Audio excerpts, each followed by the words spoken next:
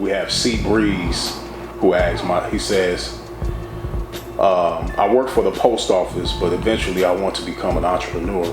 How can I use your octopus method, starting from the bottom, living from paycheck to paycheck? That's just not my approach. You know what I mean? Like the way I can't even fathom his approach. You know, living paycheck to paycheck, because there's no such thing as a paycheck for me. You know, I'm an entrepreneur. I flip. You know, I buy something and I sell it for double what I pay for it, or I get whatever margin there is. I pay my sales commissions, and then what's left is profit. Right. And usually I invest that back into my business, so I always have cash flow. But I don't, you know, this paycheck to paycheck and this octopus thing. I mean, it sounds easy, but it's not. Like, you have to be able to be good at doing certain businesses to be able to have them to exist, to be able to cut them off. Right. You know what I'm saying? The octopus leg.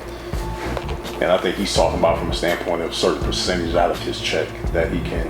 Like I said, that's not how I do it. You know, my approach might not be the best for everybody. Right. You know what I mean? Right. But it's like certain questions you ask me is coming from, like, I've never approached it that way. So I don't look at budget as like that. I don't look at paycheck because I've never had one. You know what I'm saying? And I hate to sound arrogant, but it is what it is. You know, it's just the truth. I mean, like, you're an entrepreneur, right? Right. Like, you can answer that question. What did you get a bank loan? No, I never got a bank loan. So how did you do it? How did you start? How did you start your barbershop? Well, what I did was I stacked, you know, a certain percentage of my earnings. You know, so I put something aside to do the basic stuff, like, you know, getting the down payment to get the building. You know, making sure that I had enough, you know, for the equipment, you know, the chairs and everything, the mirrors, making sure everything was up to date. And then how did you get your clientele? I got my clientele from just staying down on the block, man. Like, everybody I saw was a potential client for me, you know. And then each person that I cut, I told them to bring me people, because, you know, people like to help other people, as you know. You know, it's not, you know, when you ask your clients or your clientele or people that are involved in your work or supporting your work to bring you more people, they usually do it. And I made a nice living off of asking my clients and each person that I've worked on to bring me other people. And then how long would you say it took you, when you felt sustainable, where it was just cruise control? It was cruise control for me. I would say it definitely took a good, in the barbering game, it took a good like 6 months to a year for me to really say, you know, where I was really in the point where I had to turn down people.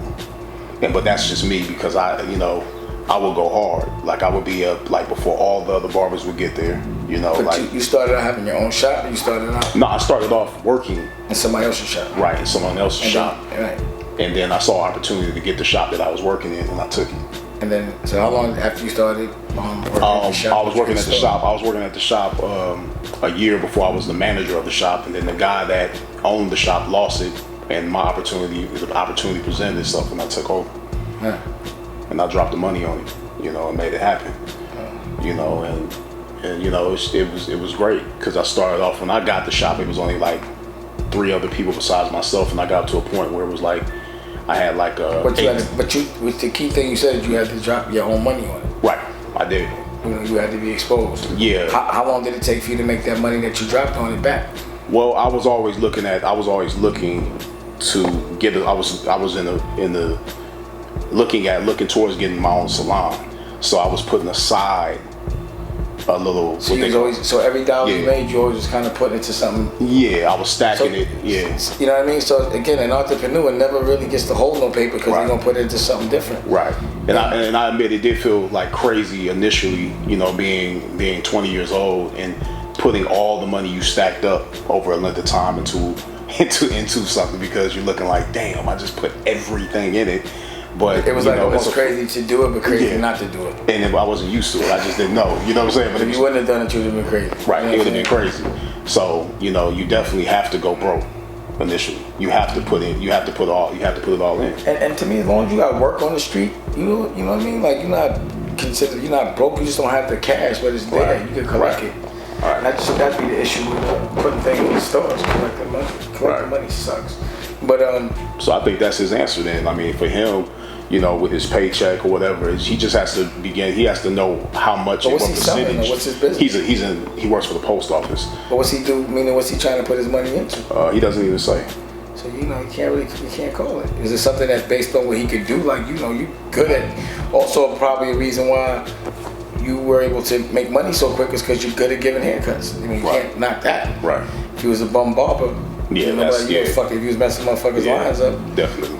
You know. Yeah, you push a line back, it's over. It's a wrap. Yeah. I mean, but you have your times. You know, you clip a few mustaches. I know. You know.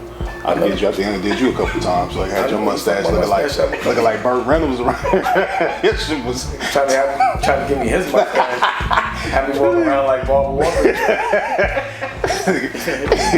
Damon's real picky about his mustache. His barber in New York knows that. I'm sure. They be like, don't make me church steeple. Don't have me thin. Like, you know what I'm saying? Trying to do shit on. Sometimes barbers is funny. They be doing funny shit on purpose. Sometimes. That's enough. I do.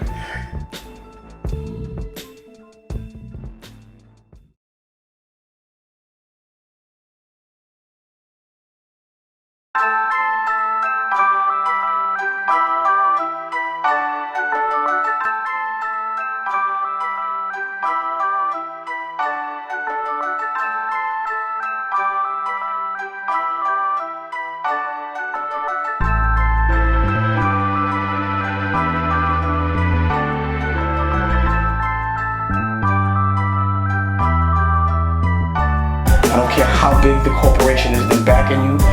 If it's not your money, you're not the boss.